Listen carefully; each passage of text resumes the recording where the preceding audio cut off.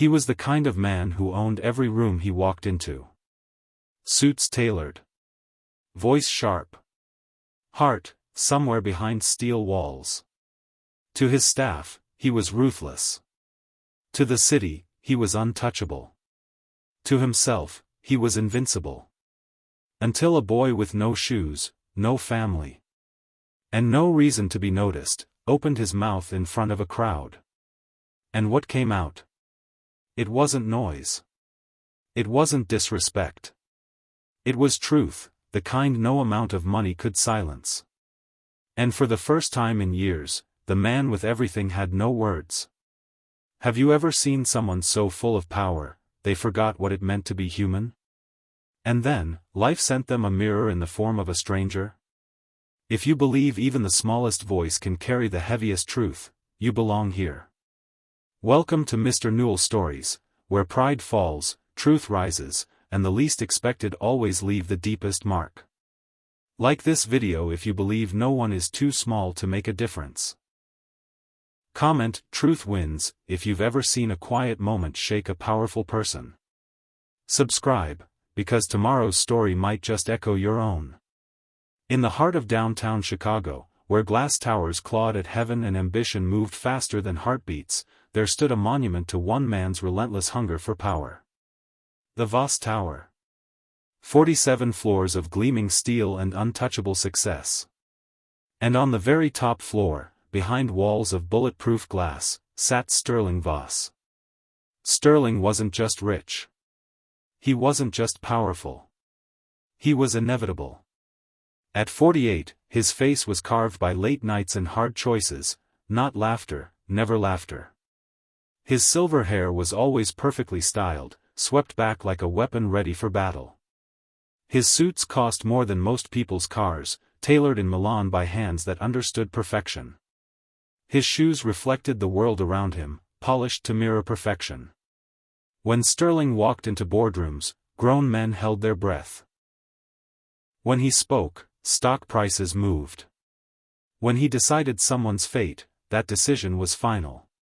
His office was a shrine to conquest. Awards lined the walls. Photos with presidents, mayors, celebrities, all of them smaller in his presence. The view from his windows showed him everything he owned, buildings, blocks, entire neighborhoods bent to his will. Sterling believed in only two things: power meant never having to apologize. Control meant never having to care.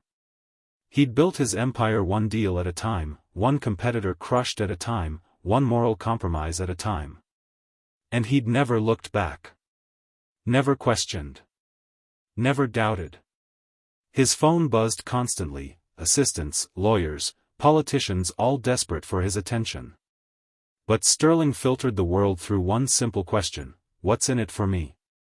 If the answer was nothing, the conversation was over. His employees called him Mr. Voss, even in casual conversation. His board members sweated when he entered meetings. His competitors studied his moves like generals studying battlefield tactics. But Sterling had paid a price for his untouchable status. He lived alone in a penthouse that felt more like a museum than a home. The silence there was absolute: no family dinners, no children's laughter, no woman's soft voice calling his name. Just the hum of success and the echo of his own footsteps on marble floors. He told himself he preferred it that way. He told himself sentiment was weakness. He told himself that caring was the first step toward losing. And for 25 years, that philosophy had never failed him. Until today. The boy who owned nothing.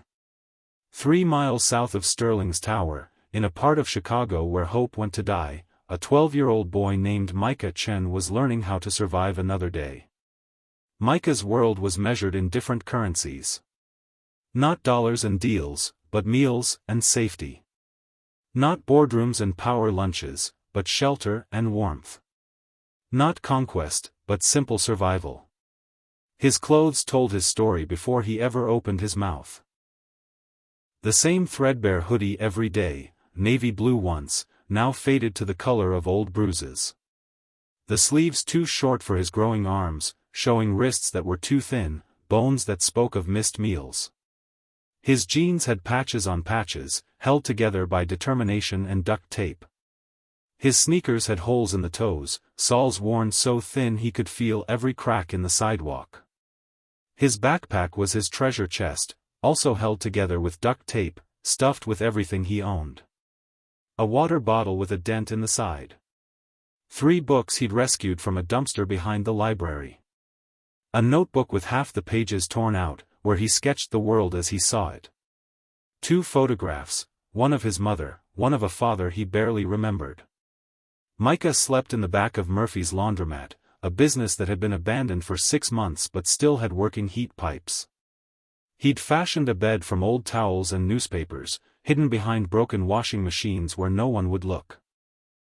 At night, he listened to the city's heartbeat through thin walls, sirens, arguments, music bleeding from apartment windows, the rumble of trains carrying people to better places. But Micah wasn't just another homeless kid. His mind was a weapon sharper than any Sterling had ever wielded. While other kids his age worried about video games and social media, Micah studied the world with the intensity of survival. He read everything, discarded newspapers, library books he smuggled out in his backpack, magazines left on bus benches. He absorbed information like a sponge, connecting dots that adults missed. He knew which politicians were lying because he'd read their voting records. He knew which businesses were failing because he watched the employee parking lots empty out. He knew which neighborhoods were being targeted for development because he listened to conversations in coffee shops where rich people forgot that poor kids had ears. Micah understood something that Sterling had forgotten. When you have nothing to lose, you see everything clearly. He spent his days moving through the city like a ghost, invisible to the people who mattered, noticed only by those who understood what it meant to be forgotten. He helped elderly Mrs. Rodriguez carry her groceries. He tutored kids at the community center for free. He organized food drives from the back of churches. But most importantly, Micah watched. He watched how power worked in his city. He watched how decisions made in glass towers affected people living in broken apartments. He watched how men like Sterling Voss moved through the world, untouchable and unreachable, making choices that changed lives they'd never see. And he was tired of watching. Have you ever felt invisible to the people who control your world? Have you ever wanted to speak truth to power but wondered if your voice was too small to matter? Drop a comment below and tell us about a time when you felt overlooked by someone in authority. Your story matters here. When Worlds Collide. November 15, 8:47 a.m. The morning that would change everything started like any other. Sterling sat in the back of his black Mercedes, reviewing notes for the press conference. His driver, Marcus, navigated Chicago traffic with the precision of a surgeon. The partition between them was up. Sterling didn't make small talk with employees. Today was supposed to be a victory lap. The Harper Heights redevelopment project was his masterpiece, a $200 million investment that would transform 12 city blocks into luxury condos, high-end retail, and corporate offices. The city council had approved it. The mayor was on board. Environmental studies had been filed and forgotten. On paper, it was perfect. In reality, it meant displacing 200 families, closing 3 small businesses, and erasing a community that had existed for 40 years. But Sterling didn't deal in realities, he dealt in possibilities. And the possibility of profit was all that mattered. The press conference was scheduled for 9 a.m. outside the old Harper Heights Community Center, a building that would be demolished within the month. Sterling's PR team had orchestrated everything: friendly reporters, supportive city officials, and just enough community representation to look inclusive without being problematic. What they hadn't planned for was resistance. As Marcus pulled up to the curb, Sterling could see the crowd through tinted windows. Reporters with cameras. City officials in their best suits. His development team looking confident and well-paid. But there were others, too. Protesters holding cardboard signs, "Homes not hotels." People over profits. Where will we go?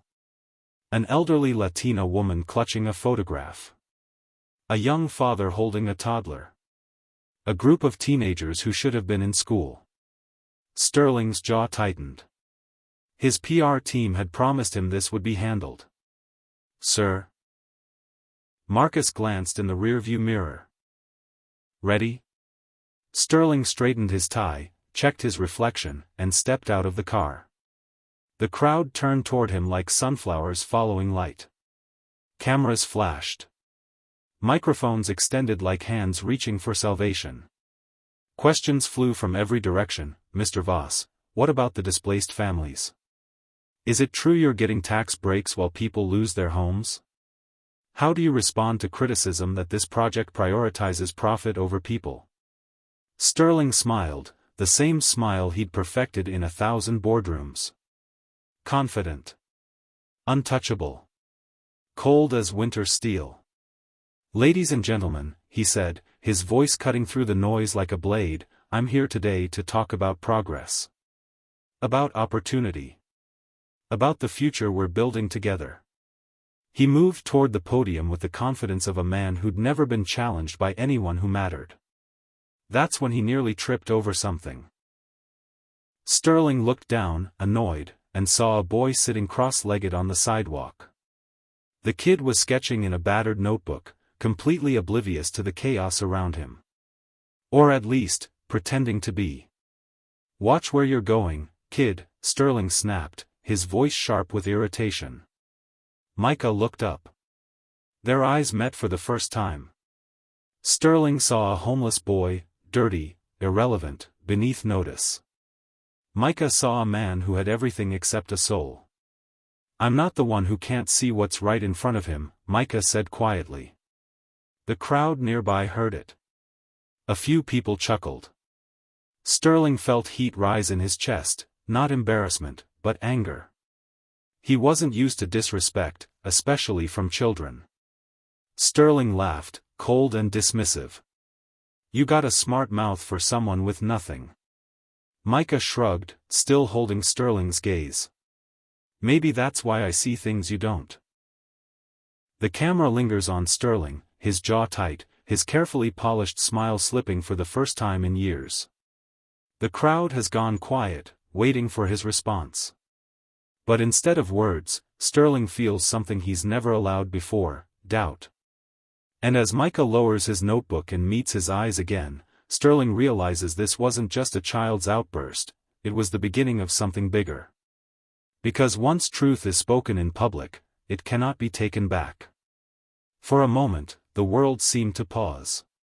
Sterling stared at this boy, this nobody, this nothing, who dared to speak to him like an equal.